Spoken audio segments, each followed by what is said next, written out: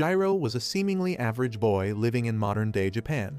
But one day he realized that he could talk to animals, and the world was never the same again. He used to get into fights with the other boys who used to bully him in primary school, claiming that he is some sort of a freak, but Gyro was not one to back down, and would end up fighting them every other day. One day he came back from another fight at the school and sat beside his family dog Nachai, who asks him kindly whether he ended up fighting again. And Gyro replies that the boys at school call him a freak, so he has no other choice but to fight. Nachai talks to him in a calm voice, claiming that he shouldn't take their words to heart, as one day he would realize how incredible the power that he possesses is. Several years pass by and Gyro is a young strapping man now. But one thing hasn't changed at all: his ability to get into fights for absolutely no reason. He walks up to 3 high school punks beneath a bridge who warn him that their senpai is the head of the Demon League.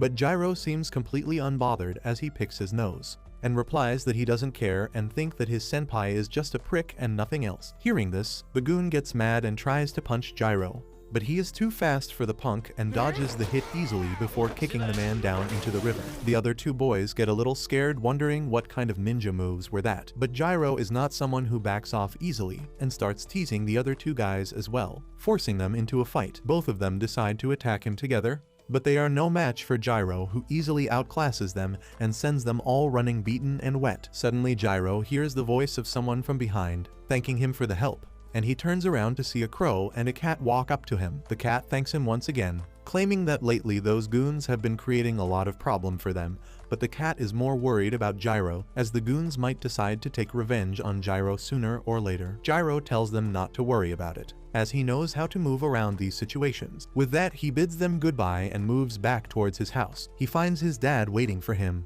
and immediately figures out that Gyro got into a fight once again. He starts shouting at him, claiming that he didn't teach him the art of being a ninja just so that he could act like a worthless punk and beat people up. Gyro gets mad and snaps back, claiming that no one cares about ninjas anymore and they are just a waste of time. This makes his dad mad, and he shoots some throwing spikes at him in anger, which Gyro quickly dodges. His father takes out a katana and tells him that this is a family heirloom which has been passed down their bloodline from the Edo period, when their family received it from the shogun himself for bravery on the battlefield. He tells Gyro to act like an adult, as he is the one who would carry forward their family line. But Gyro smirks at his dad, claiming that the sword must be a harmless fake and nothing else. This pisses his dad off, and he unsheathes the blade, ready to show his son how real the sword is, while Gyro runs around and begs for forgiveness. After all was said and done, the dad forces Gyro to clean everything up and tells him that he is going to the town association meeting and won't be back till late at night,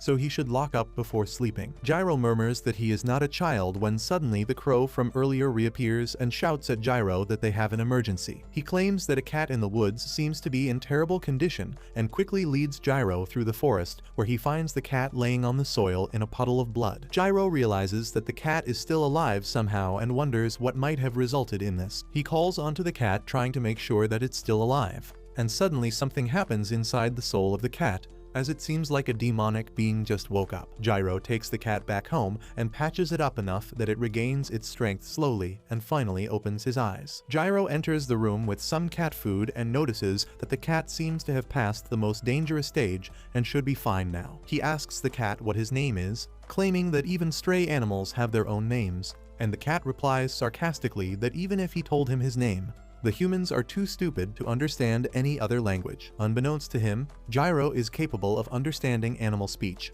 and this freaks the cat out, and it hides beneath the bed, refusing to come out. Gyro tries to coax the cat out, claiming that he knows that the cat might be a little surprised, but he shouldn't be worried as Gyro is completely harmless. The cat feels for any sort of spectral energy but can't feel any, which means that Gyro is just a normal human. But he can't understand how the hell can he understand animal tongue. Gyro finally decides to try some other way out and brings out his secret weapon, which is kitty treats. It doesn't take long for the cat to come out and start chowing down on the meal, while Gyro sits beside him, pleased with himself. After finishing the meal, the cat looks at Gyro, claiming that he is not a cat, but an immortal named Reigo. People also call them a Mononoke. Gyro is confused. What the hell is the cat talking about? But Reigo explains that Mononokes are magical beings that can take the shape of a human or an animal at will, and most of the humans have no idea about it. Some of them live amongst humans, while others prefer living in solitudes in the mountains or the woods. Gyro asks how he got injured, and Reigo replies that he was attacked by another Mononoke. Gyro asks how did that happen, and Reigo replies that he doesn't have a good idea. He just knows that he was in a deep sleep for a long time, and he was woken up from his slumber and found himself completely surrounded. They wanted his assistance, but Reigo declined, so they ganged up on him and beat him to an inch of his life. Gyro asks why did he not help them, since they were also Mononokes, but Reigo replies that he hates creatures like that, parasites that hide their weakness by hiding behind someone stronger. That strikes a chord with Gyro, while Reigo claims that he probably doesn't even believe him, so it doesn't matter. Gyro accepts that right now none of this makes any sense to him. But that doesn't mean that he won't believe Reigo. He claims that he can talk to animals, which is already weird enough, so he doesn't have to believe in something as weird as a Mononoke. Later that evening, Gyro gives Reigo a good shower to make sure that he is clean, and notices that Reigo's wounds have already healed completely. He claims that now he believes that he is definitely not an ordinary cat, because earlier he just thought that the cat was just spouting nonsense as many people do when they are dying. He claims that Reigo reminds him of his old dog Nachai, even though they are complete opposite in personality, as Nachai was a really good dog. He claims that back then, he would get bullied often and would come back home with scrapes and cuts. Nachai would ask him to help her take a bath, and while doing that, Gyro would forget about everything that happened during the day and get relaxed again. Later that night, Gyro goes to bed, and around midnight, Reigo gets up on the window and says his goodbye to Gyro, claiming that he owes him for saving his life. But right now, he needs to leave. Reigo jumps down the window and realizes that even though his wounds have been healed, he is still not at the same strength as before. Before he could walk away though, Gyro appears behind him yawning, asking where is Reigo going. This scares the daylights out of Reigo, who asks how the hell could he get down so quickly. Gyro doesn't really care to answer though, and asks where does Reigo think he is going in that condition. Reigo claims that it's none of his business, and Gyro replies that he is the one who saved him. Reigo replies he never asked to be saved. Gyro did everything of his own accord, and besides, he wouldn't have minded dying back there in the forest. Gyro asks why he says so, and Reigo again replies that it's none of Gyro's business. Gyro gets mad and claims that he won't let Reigo go till he gets an answer. But this pisses Reigo off, who turns around bursting with demonic energy as he tells Gyro to shut the hell up and go back to sleep before he turns his windpipe into a personal scratching post. He tells Gyro that he shouldn't forget that he is a Mononoke, a human-eating specter, so it would be best that he gets away from him as soon as possible. Gyro is shocked to hear that, and just then another voice interrupts them. Gyro turns around and spots a huge man standing in the yard alongside them. Reigo realizes that he missed his opportunity to run away, while Gyro turns around to face the huge man and asks whether he likes to enter other people's houses uninvited. The man claims that Gyro should shut his mouth as he is going to be devoured soon enough. With that, he turns his arm into a demonic arm and tries to snap Gyro in half. But Reigo drop kicks Gyro out of the way and takes off into the forest, forcing the huge Mononoke to chase after him. Gyro is too stunned to move while Reigo tries his best to outrun the beast after him, knowing that all he has to do is get some distance. But because of his injuries, he is not at his full strength yet, and the huge Mononoke thrashes him mid-air down to the ground. The Mononoke laughs at Reigo, claiming that he is not very impressed by the legendary Star of Doom, Reigo, and tells him to calmly come with him as he wouldn't want to kill a fellow Mononoke. Reigo gets mad and starts bursting with demonic energy as he claims that all they want to do is get his powers, so if they are willing to pay for it with their lives, they are welcome to take him back. Both the demons get ready for a showdown, but just when they were about to clash, Gyro shows out of nowhere with his sword and slashes at the man's arm, forcing him back as he starts bleeding. Reigo is shocked and asks Gyro whether he has a death wish and tells him to run away. Gyro claims that if Reigo dies now, then whatever he did to save him would be for nothing,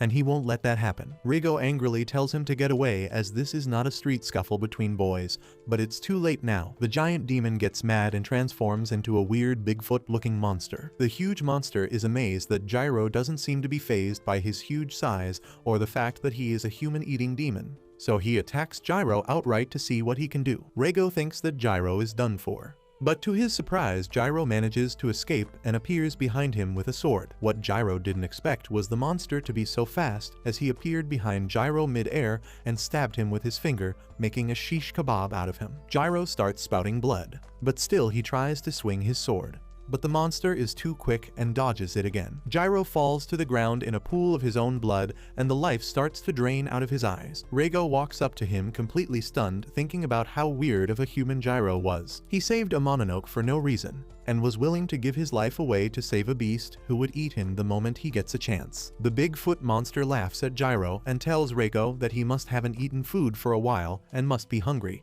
so he should eat the human and get back his strength so they could have a better fight. Reigo turns around with anger in his eyes and tells the Mononoke to shut his trap, claiming that he is going to die soon. With that, he thinks about how he can eat Gyro and get back to full strength, but he won't do it, not after what he has done for a Mononoke. Instead, Reigo collects all of his spectral power and dumps it into Gyro, sacrificing his own form to save Gyro's life. The monster is horrified as he screams at Reigo, asking how could he give away his powers to a human, but Reigo tells him to shut up and Gyro stands up once again. He has no idea what the hell is happening, but Reigo tells him to focus on the fight right now. He dodges the monster's continuous attacks while Reigo tells him to get ready to attack. Gyro claims that there is no way he could do anything to that monster, but Reigo tells him not to worry and just punch the Mononoke at the right moment. Gyro believes in him and matches the timing perfectly. With Reigo's powers, he completely obliterates the monster, tearing him in 2 pieces and killing him. Before he could understand what has happened to him though, a woman pulls a knife on him and tells him not to move. Suddenly, a guy appears smoking a cig and tells him not to worry as they are not Mononokes, but just your average civil servants from the Department of Espionage. He claims that they are taking Gyro into custody, but Gyro tries to talk back and immediately gets hit on the back of the head by the woman, knocking him out cold. The soldiers that are dressed up like stormtroopers start bickering amongst themselves about who will handle Gyro's unconscious body as they are scared of him. But before they could reach a decision, the woman who pulled up a knife on Gyro decides to take care of the situation as she dragged Gyro by his leg as if he is a carcass that she just shot. Meanwhile, Gyro is lost in his dreams where he finds himself in a completely white area and spots Reigo standing in front of him, looking like a mist. Reigo claims that Gyro himself has a huge gaping hole in his chest, and that confuses Reigo till he looks down at himself and spots a huge hole. But before he could get worried about it, he ends up opening his eyes and finds himself in a hospital bed with a headache. He sits up on the bed and checks his chest to make sure that there is no hole there, when a voice startles him. The girl who carried him back sits beside him, on her phone scrolling through reels as she tells Gyro that he has been asleep for more than a day and a half and introduces herself as Ikai. Before Gyro could ask any more questions, she straight up calls her superior and informs him Gyro has woken up and seems aware enough to have a conversation. Just then she gets distracted when a back mist escapes from Gyro and takes shape of a cat on top of his head. Gyro is annoyed at Reigo for sitting on his head and the two start bickering all over again, while the girl tries to calm both of them down, claiming that this is a hospital. A little while later, the senior enters the hospital room and finally manages to calm both of them down, before telling Gyro that he is one tough boy, as any normal man wouldn't have been able to survive what he has gone through. With that, he turns towards Reigo, who looks like a dark spirit, and asks how is he feeling. But Reigo is much more skeptical about these people, and tells the man to mind his own business if he cares for his own life. The man realizes that Reigo is much more careful than he anticipated and doesn't trust him, but at the same time he doesn't seem to mean any true harm either. To gain their trust, the man decides to do a round of formal introductions and introduces himself as Shiba from the Bureau of Espionage.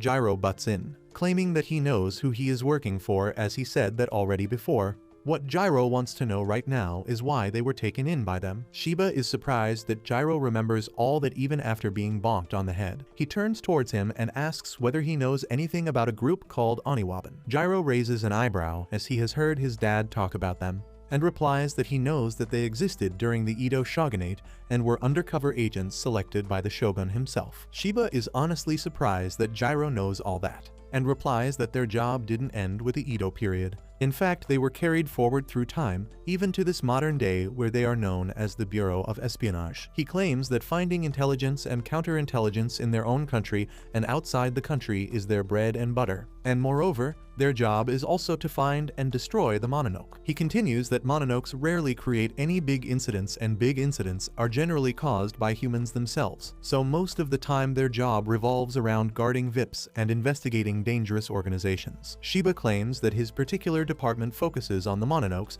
which means that usually he doesn't have to do much, But recently their facility was attacked by a gang of Mononokes, while the very Reigo that was inside Gyro's body now was in the facility, sealed up. Gyro realizes that this is what Reigo meant when he claimed that he was in a deep slumber and was woken up abruptly. With that, Shiba claims that it's his turn now to ask the questions and asks how exactly did Gyro end up with Reigo inside of him. Gyro tells them the entire story, and the girl Ikai is beyond shocked. She asks how stupid can Gyro be for putting his nose in a business that doesn't concern him, and then even trying to save a Mononoke no less. Gyro snaps back, telling her to shut her mouth, as she wasn't there and doesn't know the situation. Shiba breaks their fight and tells Gyro that he might know this already, but Reigo's fusion with him might be permanent and there might be no way to revert them to their normal state, but at the same time they must try to see what they can do and gain more information. Moreover, they know that the gang of Mononokes want Reigo, but they don't know why exactly. So the Bureau will be taking Gyro under their protection for the time being. Gyro doesn't like the sound of that,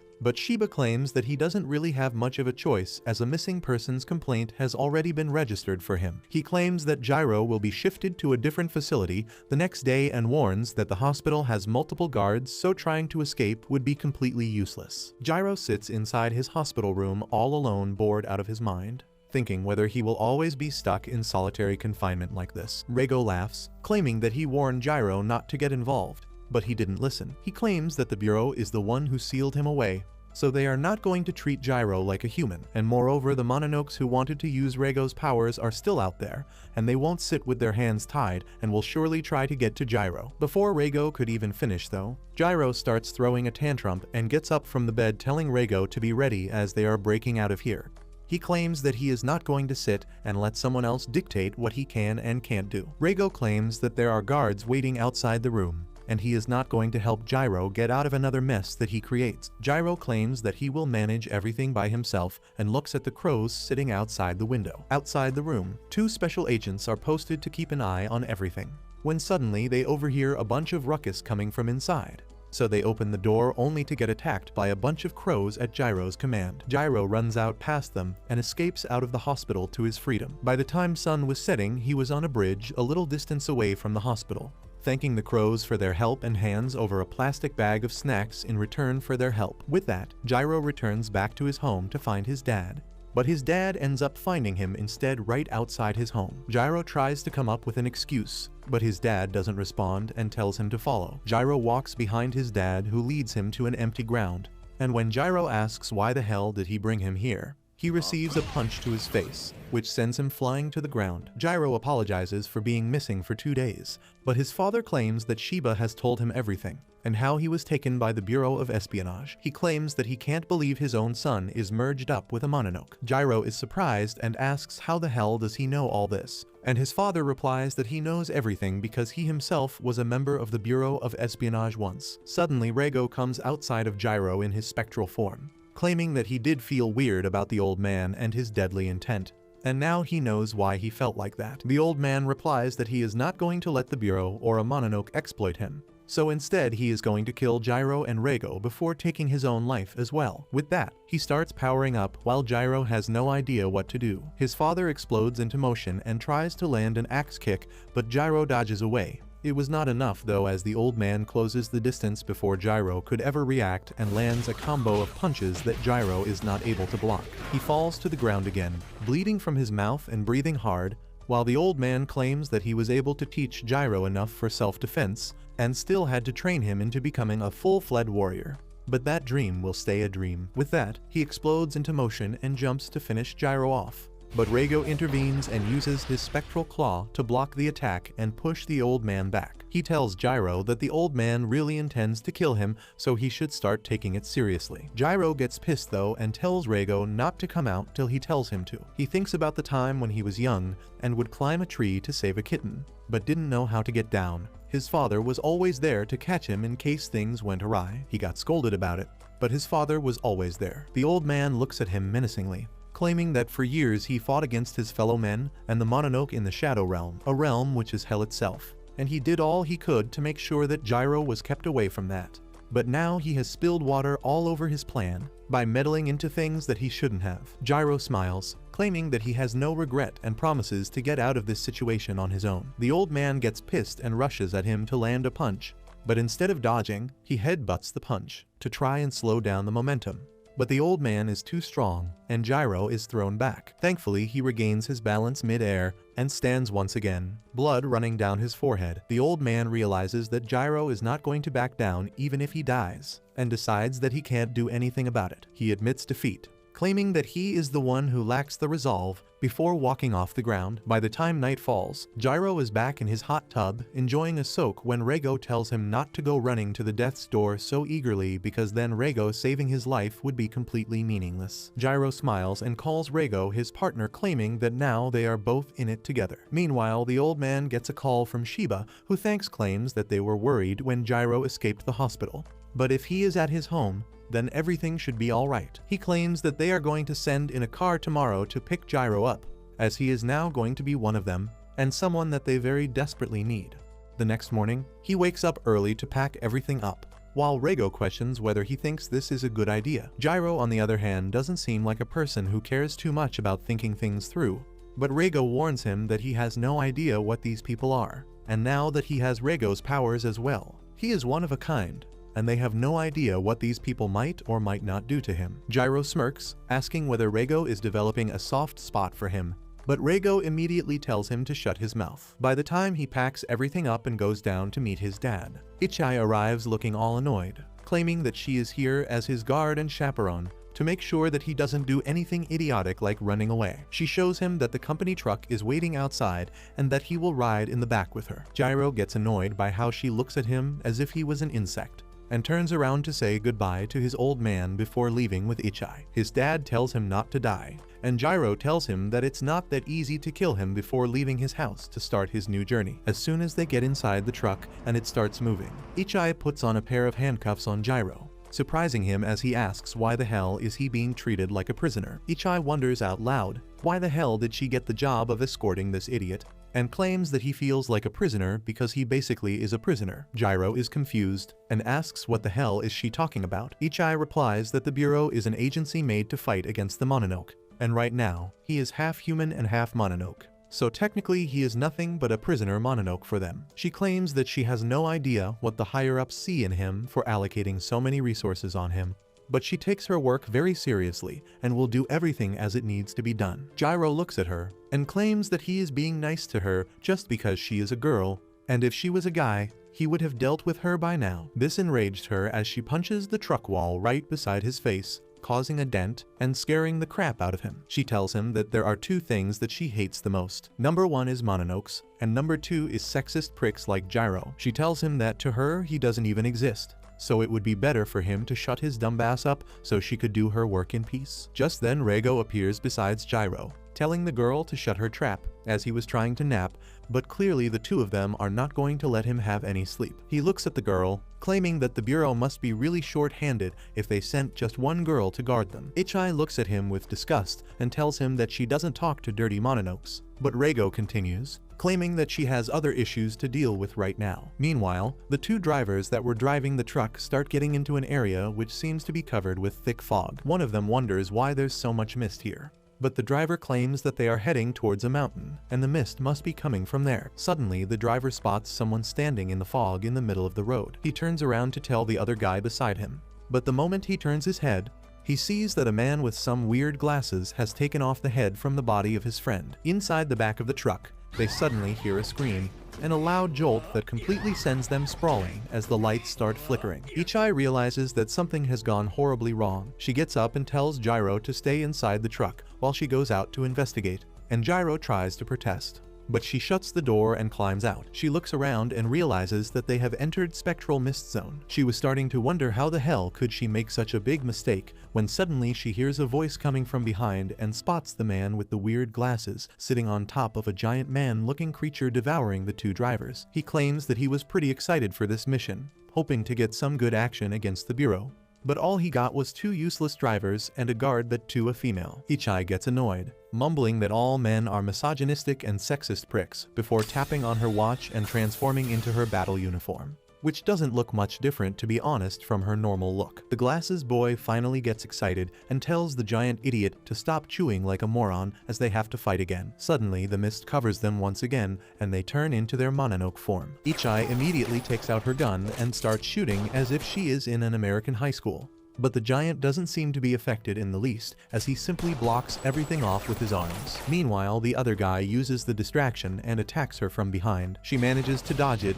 but is thrown towards the giant, so she quickly takes her knife out and stabs it in the giant's fist, barely saving herself while trying to slash him as well. She lands back on her feet and realizes that this isn't going to be easy, as she is against two Mononokes and both seem to have their own special abilities. She realizes that the giant is an idiot and doesn't really use his brain, but he is hard as a rock. Meanwhile, the thinner one is the brains of this operation. While she was thinking all this though, the thinner Mononoke appears behind her and punches her straight into the truck. Inside, Gyro feels the thud of Ichai hitting against the truck and wonders what's going on outside. Reigo claims that they are being attacked by Mononoke. He continues that while Gyro was yapping with that girl, Reigo sensed that they have entered a spectral zone. Gyro has no idea what is he talking about. He makes it easier for Gyro and tells him that the spectral zone is basically an area which is separated from the human dimension and is the realm of the Mononoke. Gyro still doesn't really understand, but tells Reigo to help him bust out of these cuffs so he could go outside and help the girl. Reigo tells him that he can't do that because these handcuffs are specialized tools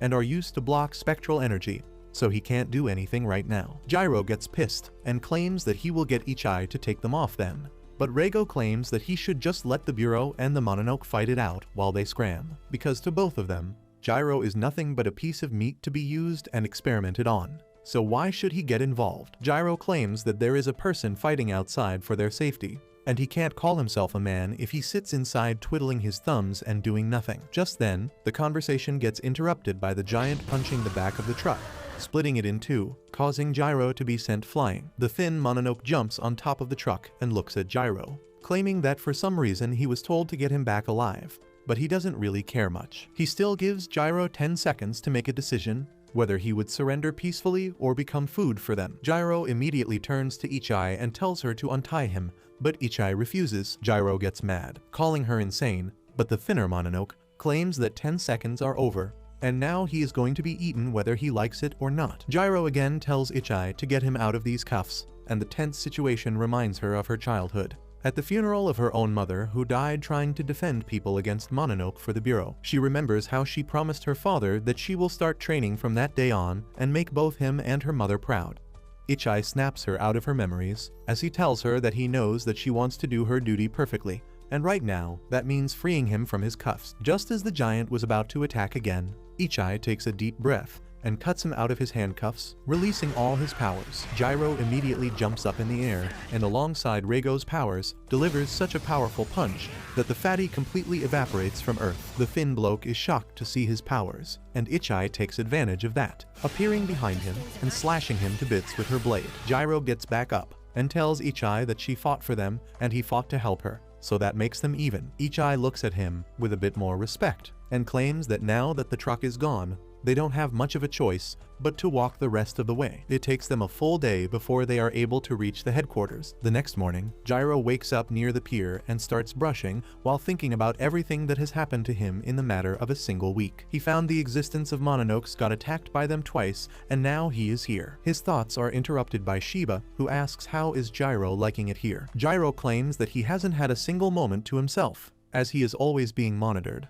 But Shiba claims that it was for the safety of himself and the organization. He claims that this is the headquarters for the second squad, in which he will also start working as an agent, and their group is going to be called Black Torch. Gyro isn't much interested in all this, and Shiba wonders how to get him to work with them as a team. Suddenly, a car pulls up and a young woman walks out of it, bidding them good morning. Shiba introduces her as the assistant chief named Hana, and alongside that another desperate young man roughly Gyro's age also comes out of the car, simping for Hana and talking about how amazing she is. Shiba claims that the dispo is named Ray. He is also a rookie who is joining them, but he hails from a notable spy family just like Ichai. Gyro immediately doesn't like the look of him. Once inside the warehouse, Ray approaches Ichai and calls her beautiful, which makes her blush, while he looks at Gyro with disgust, asking how the hell did a no one like him get in his unit. Gyro gets up and things were starting to heat up, when Sheba tells them that this is the perfect time and organizes a fight between them. They move outside of the warehouse and get ready for a showdown to prove who is the real man of the group.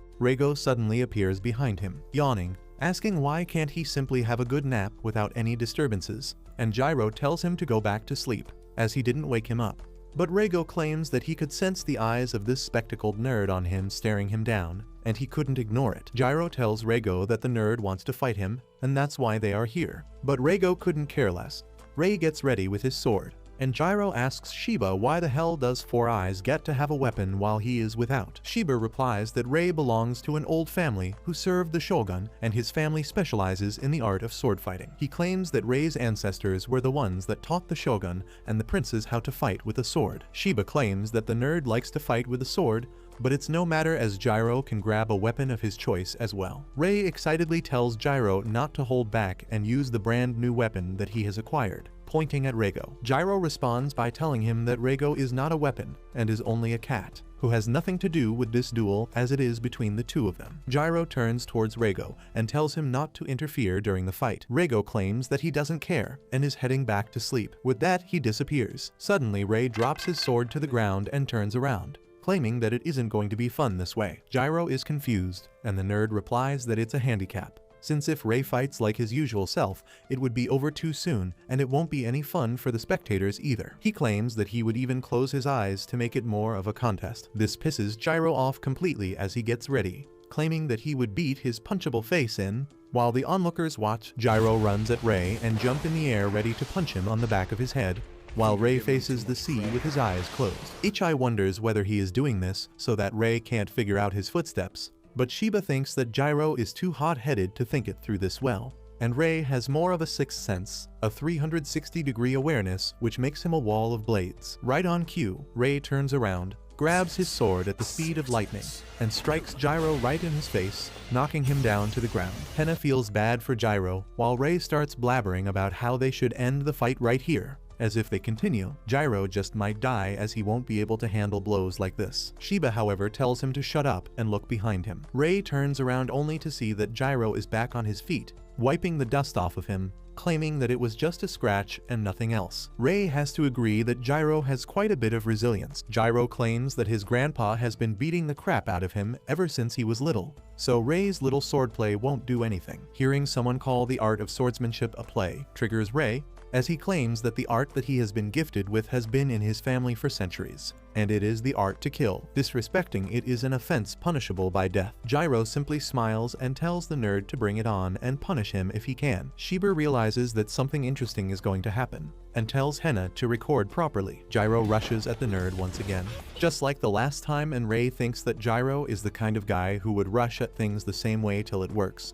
But that won't be helpful against him. Ray decides to finish it all with one powerful slash. But to his surprise, the moment he slashes at Gyro, his sword breaks into two, and he is met with a powerful punch to the face which knocks him to the dirt as blood spurts out of his mouth. He thinks about how this could have happened, and realizes that Gyro was aiming for his sword to begin with. The first time when he got hit, he mapped the attack, and when he tried the same thing the second time, Gyro was able to time a counter perfectly. Gyro laughs and claims that now they are both at equal points, but he doesn't have the crutch that he used to call his sword anymore. Gyro asks whether he would like to admit defeat, but the nerd is tougher than he looks as he wipes himself and puts his glasses back on before running at him for another clash. They both start whipping each other, throwing punches after punches, hitting each other's in the face multiple times, and soon both of them get knocked out. A little while later, the nerd wakes up and finds Gyro sitting on the ground nearby. Gyro tells the nerd that he just woke up a couple minutes ago, which means that the fight was a draw. But the nerd admits that Gyro did wake up first. Gyro throws him a can of juice and claims that the nerd could have actually killed him with the first attack if he wanted to. And the only reason why he was able to break his sword during the next attack was because it was a wooden replica. If it was an actual sword, he would have been done for. So like a gentleman, Gyro accepts his defeat. The nerd is actually surprised by the maturity that Gyro suddenly showed, but that all goes away as soon as the nerd tried to open the can, and the soda splashes all over him, while Gyro laughs like a maniac, claiming that he shook it a lot before handing it over to him. Ray throws the crushed can back at his face, and together they both go inside the shed. Back inside, Henna seems worried about the two boys, wondering whether they would do well. But Sheba claims that today was just a fun activity, The real test will begin tomorrow on the field. Hena is surprised, claiming that the two boys are still complete rookies. But Shiba claims that live missions are the best sort of training for anyone. The very next morning, Gyro, Ichai and Rei get suited up for their first mission as a team, and Hena can't contain her excitement as Shiba briefs them. He tells them to hold the button on their left wrist, and immediately the suit transforms into their everyday clothes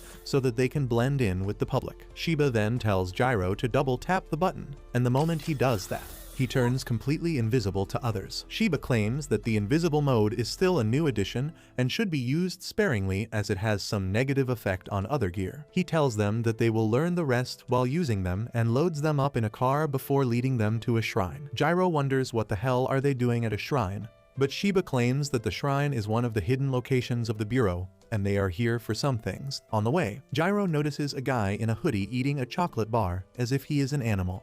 But he ignores the man and moves on. Shiba comes across one of the agents and starts begging him to let them use the facility. The agent is a little hesitant, claiming that Special Operation Division 1 team is supposed to come today and nothing good ever comes out when two teams collide. Shiba claims that they would be out before the first division comes. Gyro asks Ichai what the hell is the first division team, and she replies that it's basically the Bureau's best operatives. They have the most manpower and the agents are all cream of the crop, which is basically the opposite of their Division 2 team. Shiba takes them inside and through hidden staircase, leads them to an underground chamber below. He turns around and asks Rego if he will be okay, and Rego immediately appears and tells Shiba that to shut his trap up. Shiba laughs and opens a vault before revealing that this is the place where Rego was sealed. Gyro spots a huge rock in the middle of the room, and Shiba explains that this is one of the few sanctums with these special rocks that subdue spectral energy, leaving the Mononoke completely defenseless. With that, he claims that he is taking Ichai with him to question some people above, and Rei and Gyro should ask Rego about the day he was sealed. With that, Shiba leaves, and Rego tells Gyro that he has no idea what happened the day he was sealed as he doesn't remember anything. Gyro tells him to stop joking as there is no way he would not remember something that important, but Rego angrily replies that he doesn't need to lie about it. He simply doesn't remember anything. Before Gyro could argue, Rei claims that amnesia is not far-fetched in cases like these, so most likely Rego is telling the truth. He claims that Rego must have been transferred into a special rock like this, which is basically hell for Mononoke, and no one comes out of this unscathed. Rego must have been lucky that he only got some amnesia. With that, he turns towards Rego and asks what happened the day when he woke up from his slumber. Rego replies that he woke up surrounded by a bunch of Mononoke in this chamber, and they shoved a tablet in his face through which a man talked to him, and claimed that he wants Rego to lend them his power so that they could eliminate the humans. Rego wasn't interested though, so he managed to fool them all and run out of there before anyone could do anything. Gyro thinks that the only way to sort all of this out is to beat the crap out of all the enemies that come in his way, while Rei shouts at him and calls him an idiot for thinking that way. Suddenly, they are interrupted by the same man with a hoodie that Gyro saw earlier. He drops his chocolate and suddenly appears between Gyro and Rei while talking to Rego. Both Gyro and Rei react with a punch, but the guy is too fast and he disappears and appears in front of them again. Rego tells Gyro that he needs to be careful with this one, but Gyro is excited to fight as both him and Rei transform into their suits, wondering what kind of a mission would this turn out to be. The hoodie guy looks at them with a smile on his face and introduces himself as Koga, the guy who is going to become the lord of all the Mononoke in this world. Gyro asks Rei what the hell is he talking about, but even Rei has no idea. Koga continues babbling about how they would need a little bit of extra power first, and that's where Rego comes in, as he is here to take Rego to get that extra push and rule the other Mononokes. Gyro laughs at Rego, claiming that someone seems to be in love with him, while Rei thinks about the possibility of Koga trying to deceive them, but as far as he could tell, he seems to be speaking honestly. Rei speaks up, calling Koga and asking why exactly does he want Rego for himself, and Koga replies that humans must be dumber than their look, as the answer is simple. Rego is awesome, a badass, and that's why he wants him. Rei turns to Gyro and claims that Koga seems to be intellectually challenged just like him. Koga continues claiming that Mononokes are not as fragile as humans and are kind of immortal. They will die if you chop them up into pieces, but their spirit survives, but slowly dims out because they have no food. Rego is different in that regard. He is basically a spiritual generator and won't run out of spiritual energy. That's why if a Mononoke manages to get a hold of him, they will become actually immortal, and he aims to do exactly that. He suddenly grows a horn out of his head and claims that he will become immortal and will stand at the pinnacle of all Mononoke. Gyro gets ready to bang it out, but Ray tells him to be careful as they don't know who else is with him.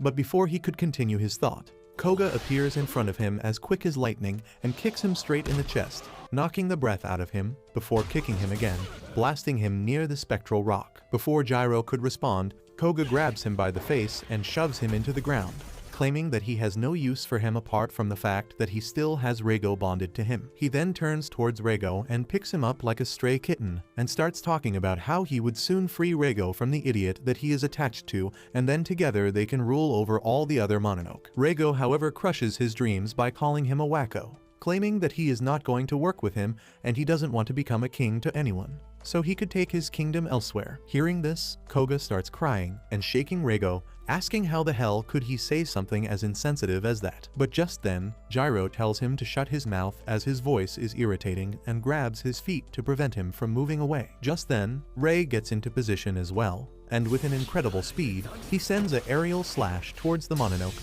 pushing him off of Gyro and causing some damage. He tells Gyro that Koga must be a truly formidable opponent, as his attack should have sliced any normal Mononoke into two halves, but it barely scratched Koga. He claims that sooner or later the people above will realize that they are in trouble, but they can't wait for their help, and will need to deal with this issue by themselves. Koga shouts at them to shut up, as he claims that humans are all weaklings, but they pretend to be strong just because they outnumber the Mononoke and think that they own this planet. He turns towards Ray and claims that he is going to die first, but Gyro will have to live, as he is going to be a carrier for Reigo.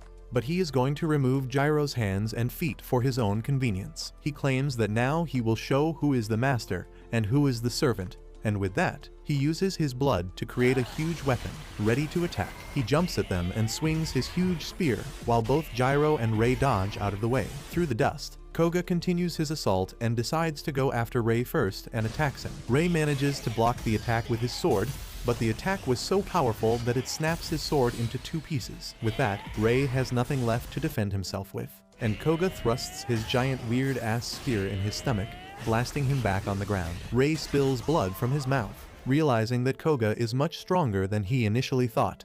But Gyro comes to his defense and tries to attack him from behind, but Koga is too quick and manages to block the attack with his spear, before getting mad at Gyro's power and punching him back, asking where the hell is the power that Reigo gave him. The punch sends Gyro flying and down on the ground once again. Koga walks towards Reigo, claiming that soon he will take him out of the pathetic human, and he will feel alive once again, but Gyro manages to get back up once again, claiming that he is not his suitcase for carrying Reigo. With that, he calls on to Reigo's power, and Reigo agrees that Koga is pretty demented and needs a good beating. The combined power creates a black aura around Gyro's fist as he hits Koga straight on, causing a huge dust cloud to erupt. Ray is shocked by the power of Reigo, but as the dust settles they realize that Koga ate that shot up and got pretty injured, but he is still completely fine. He starts acting weirdly again, telling Gyro to please hand Reigo over as he loves the power that Reigo has, but Gyro refuses. Suddenly Koga realizes that reinforcements are coming,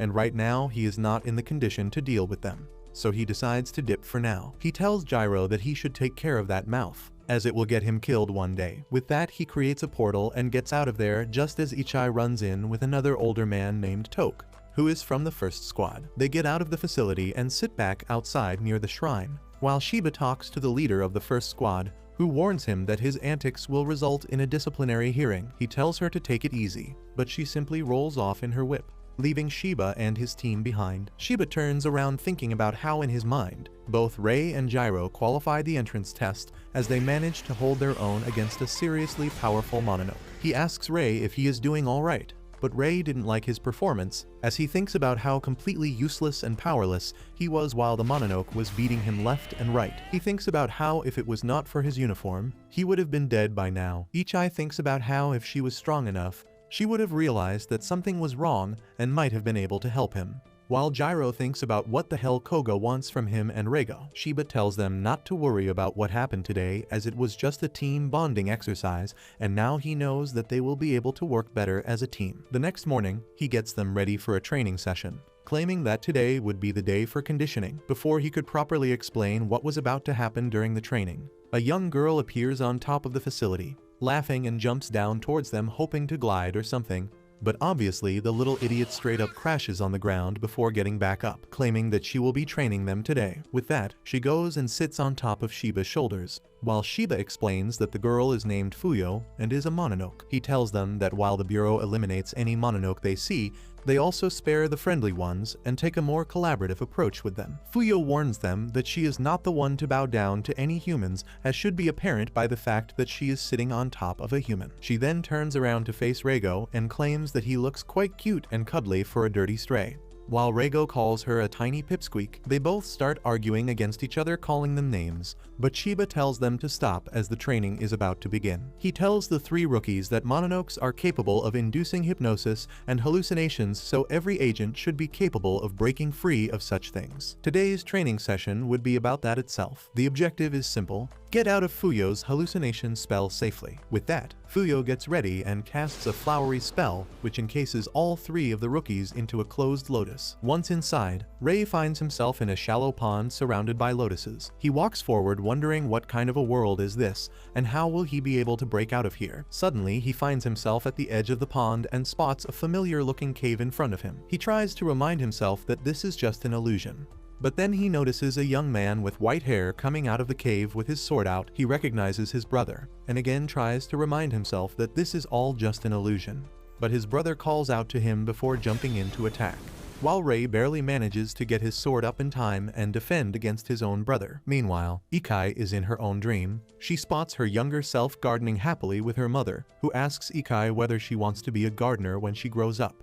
And the little Ikai replies that she wants to be a spy just like her parents. Just then her mother gets a call for work again, and just like any other day she left Ikai to play while she went on a mission. Not knowing that it's going to be her last, her mother never returned from the mission, and a funeral was held, which she barely remembered because everything felt like a blur. Ever since that day it felt like laughter was distant to her, and she poured everything that she had into becoming an agent. She started running every single day to get faster than before, and slowly after she was grown up and good enough, she was called to an underground facility where an agent read a note by her father. She was shocked to see a statue in the likeness of her mother in the middle of the underground chamber, but her father in the letters told her that it was in fact her mother, trapped in a spell which turned her to stone, but she is still alive. Ever since that day, her one goal was to find the Mononoke who did that and turn her mother back to normal once again. She touches the statue in the illusion, and suddenly the statue starts shaking, and a monster emerges from within, ready to attack her. Meanwhile, Gyro has been running around in circles during this entire time trying to find an exit,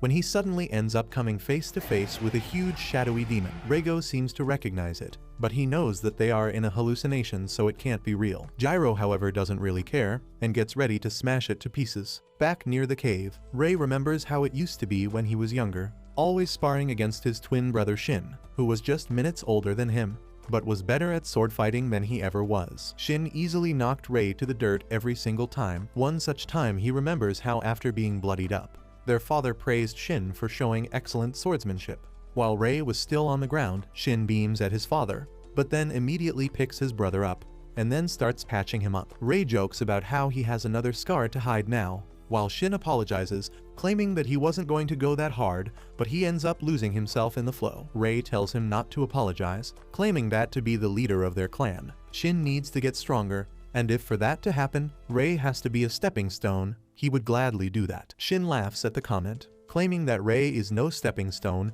and tells him that no matter who the head of the family is, they will always be brothers. Shin talks about how it's reassuring to have a brother to watch his back, and in case Shin fails to be the family's head, it could always be passed over to Rei. Rei smiles at that point, but he knew that it would never happen. Even though they were twins and had been together all their lives, Shin was somehow just a little bit better at everything compared to Rei. And at this point, Rei has accepted that he will always have to live in the shadow of his brother, and he doesn't feel any worse about it anymore. Things continued like this, when finally the day for the Rite of the Sword that decides the succession arrives. The Rite of the Sword is a special ritual for his family, as it chooses the new head for the family, and it happens in the dark cave surrounded by trees behind their house. In the deepest parts of the caves, a special blade which is protected by his family for generations is sealed. The name of the blade is Hell Tempest. Long ago, that blade got possessed by a Mononoke, and the task to complete the Rite of the Sword is to overcome the spirit within and control the blade. Rei remembers seeing the Rite of Sword once when he was very young, but the only thing he remembers from that day is how scared he was. Their father prepares Shin for the rite, telling him that the curse within the sword grows stronger by each passing year, so he would have to resist the curse with all his strength. Shin smiles and claims that he will be back in no time, and goes inside the cave with a happy spirit, while Rei stayed outside, knowing that Shin will overcome the spirit no matter what. Shin was correct that he won't take much time. But what came outside wasn't really Shin. He massacred all the guards and engaged in a duel with their father, while all Rei could do was watch helplessly, completely overwhelmed by what he was seeing. Shin lost, and the Mononoke won the battle. Their father screams at Rei to run away, claiming that he is no match for Shin right now. But Shin took advantage of that and sliced his own father in half. While all Rei could do was watch, Shin looks at Rei with tears rolling down his face as he tells Rei that father was right, and he is no match for him right now. That's why he tells Rei to train as if his life depends upon it, so that one day he could kill him. With that, Shin turns around and walks back into the forest, while Rei screams at him to come back. Back in reality, Rei clashes with his brother's illusion, while Shin tells him that there's no point in fighting as he can't defeat him. But Rei focuses his mind, reminding himself that this is merely a figment of his own imagination and not his real brother. Shin attacks him once again, but Rei blocks the attack before pushing him away. With that, he gets ready for one final clash, and both of them rush at each other with speed. But the illusion was no match for Rei, who easily destroys it and passes the test. Meanwhile, Ichai is still battling against her own demons as her mother, in the form of a Mononoke, attacks her while she dodges it again and again. She remembers how calm and collected her mother was, and with the same resolve she takes her knife out and slashes at the monster, destroying it immediately. With that, even she returns back to reality, and finds out that Rei also just came out. Shiba congratulates them both for making it out of the trance within 10 minutes. And then he turns towards the last lotus containing Gyro and Rego. He wonders how they are doing, as they are special cases in this setting. The lotus test brings out the deepest insecurities that are hidden in the soul. But in this case, there are two souls fused into one. Back inside, Gyro dodges the monster's attack one after the other, but realizes that this monster is too quick for his size, and he wonders what the hell even is this thing. The monster laughs and replies that it will show him what it really is, and with that, it explodes and starts chasing after Gyro, while he runs away. Back outside, Fuyo realizes that something has gone wrong, and as she opens her eyes, she notices that her pink lotus has turned jet black. Shiba asks what's wrong, and Fuyo replies that she has lost control of the lotus, and she thinks this is because of Rego. She claims that usually she has full control of the situation and can abort the training session if things get too dangerous, but right now, she has no control over the situation, and Gyro will have to break it out of this on his own.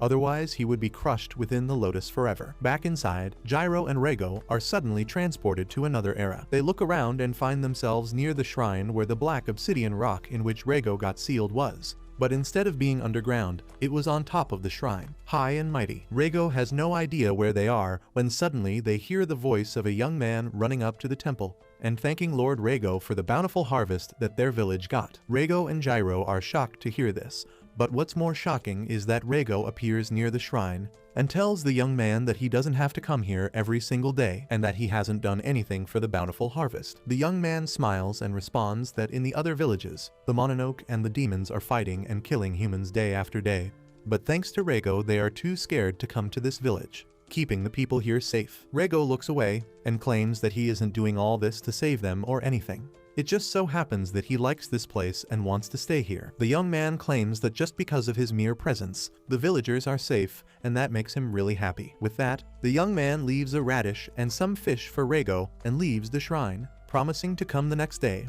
Gyro suddenly realizes that this seems to be a completely different era, and what he was thinking is said out loud by the demon, who claims that this is 1730, before Rego was sealed in the obsidian stone. He claims that this was a time when Mononokes were not a myth that only some people knew about, but they were very well known among the common folk, as they feared and revered them. Just then, Gyro notices a young man with white hair moving towards the shrine with a smile as he greets Rego, calling him an old friend. The man walks towards him, asking why the hell did he have to live in a place which has such a huge death obsidian rock, which is basically poison to them. But Rego simply eats his fish, replying that it keeps other Mononokes out of his sight and gives him some peace. The real Rego suddenly realizes that he remembers this voice from somewhere, and after thinking he remembers that this is the person who contacted him right after he was released from the rock. The white-haired man tells Reigo that the humans are changing their behavior and are actually killing Mononokes now.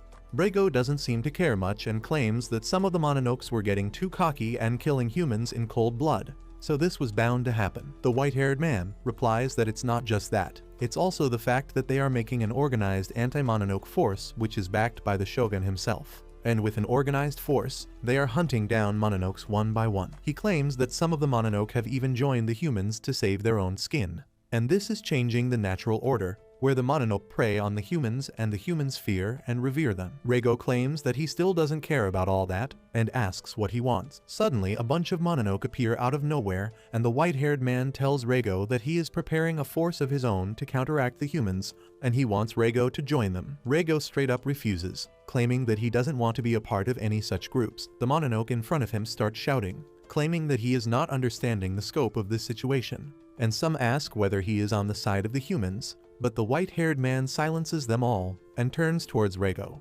claiming that a Mononoke of his strength and power will not be ignored. He promises to come back tomorrow and tells Reigo to think it over, but Reigo tells him not to return as his answer won't change. The next morning, Amagi, the white-haired man, returns back to the shrine, claiming that he has come here for his answer, and to know whether Reigo would join them or not. Reigo tells him once again that he is not interested, but he then notices blood dripping from his hand, while Amagi laughs, claiming that the village is really nice, fertile and filled with humans, so he had a snack on the way. In his hand was the severed head of the young man who brought Reigo fishes every single day. This pushes Reigo over the edge and he transforms into a huge monster, making Gyro realize that the monster they were fighting before was none other than Reigo himself. Amagi immediately turns into a Mononoke, while Reigo charges a magical spell and blasts Amagi straight on in blind rage. The strength that Reigo possessed was so strong that every single thing in the area, the shrine, the mountain, the forests, all the Mononokes that Amagi brought,